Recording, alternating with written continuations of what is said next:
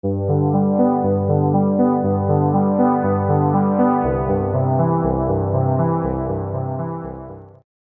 Hi, I'm Chisholm from Northline. Northline is a general freight organisation. It's privately owned, based in Adelaide, and we've been in business for 36 years, and we're pretty keen to keep on being in business. The business is not for sale, and the business is pretty keen to keep on growing, and in fact we're growing into the international market as well as our domestic market. My role is General Manager of Strategic Development, so it's about guiding the business into the future, building on what it's done in the past, and making sure we don't destroy anything that's already been created. Sure. So thanks very much for your time. It's good to catch up again. You and I have known each other for a fair while, so we know Northline has a great reputation. If we have had this discussion 2 months ago, we were just catching up, it would have been a bit of business as usual. We would have been talking about Easter being, a good Easter or a bad Easter. Obviously, with coronavirus and everything else is going on, what sort of changes have you guys had to deal with in that time? We've had quite a number of changes and surprises, I suppose. And one was that when the virus came through and it hit home that there's going to have to be some changes, we had to do a number of things, but in the meantime, the business got busy at a time when we weren't expecting it to get busy. So suddenly there was a surge in business, busier than actually Christmas was. The Christmas time, and Christmas is always busy, and we just had to change that. At the same time, we had to create space in our office for people to be able to work in isolation, and so we've got more people working at home. We already had a number of people who could work from home, sales guys and management, but we had to create some space so that we could spread the people that had to be in the office out, and so that they could be really well isolated and work for themselves.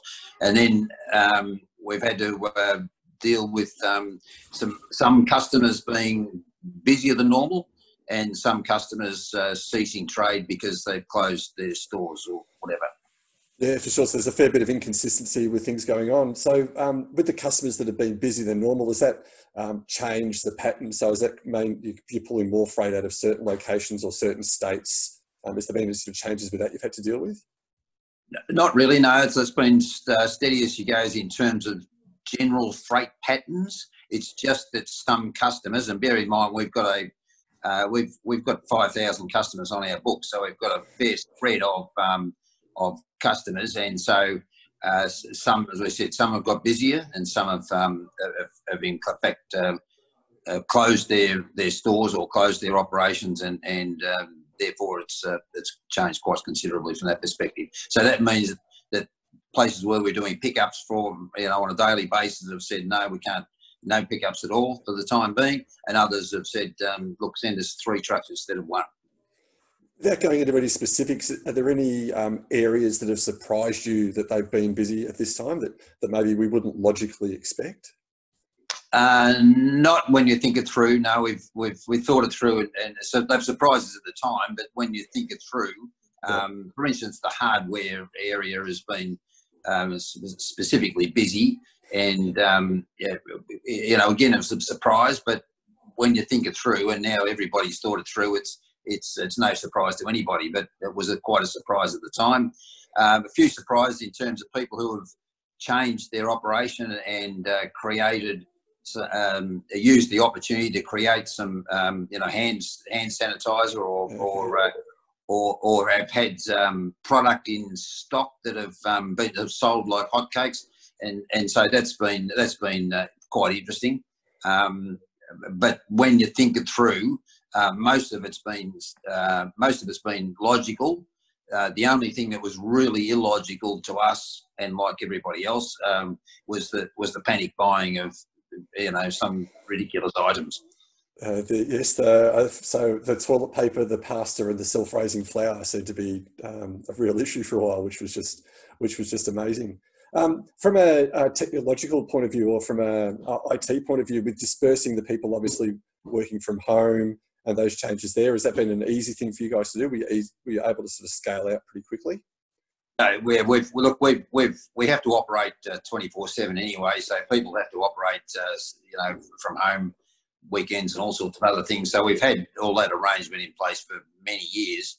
It's just the number of people, and so we had to go and buy, I think, 100 laptops and disperse those around the place. But we've been very lucky in terms of all of that. And I guess the other surprising thing that has surprised me is that how well the IT has coped. So I suppose you look back and you say, gee, that NBN was a bit of a pain at the time, and it copped a lot of criticism, but gee, it seems to have performed pretty well right now. Yeah, I think it's, from personal experience, it seems to be holding up pretty well. And most people, we're doing a lot of Zoom calls as well. That seems to be standing pretty well. From a broader industry perspective, we could be in this situation now for 3, 6, 12, 18 months. No one really knows. Do you think it's a sustainable way we're doing business now? Do you think something's going to have to fundamentally change, or what's the future of logistics over the short term going to look like? Well, I think it's going to.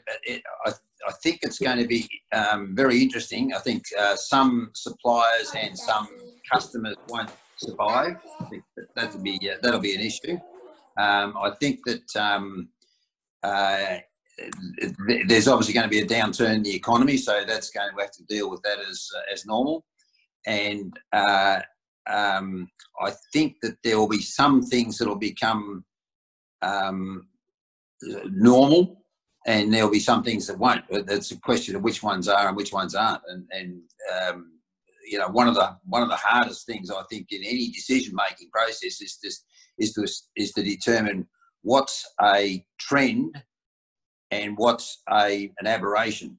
And if it's an aberration, then it'll come back to normal. If it's not, it's a trend, then you need to get ahead of it. And it's really hard to tell an aberration from a trend in advance. Yeah, it's a good point. We hear people now talk about business as unusual. And again, trying to figure out what's a trend and what's an aberration. And we're dependent upon other people as well to make good decisions so that as an industry we can keep going. And in fact, we're calling these videos the new normal, because as we try and figure out what is normal and what might be just little spikes. For example, apparently you can get toilet paper now. So that might have been a little aberration, and then we'll see what happens and see what the trends might be. Really appreciate your time today. It seems like Northline's doing really well, which is good news for everyone. And we'll catch up soon. Thank you very much. Okay, thank you.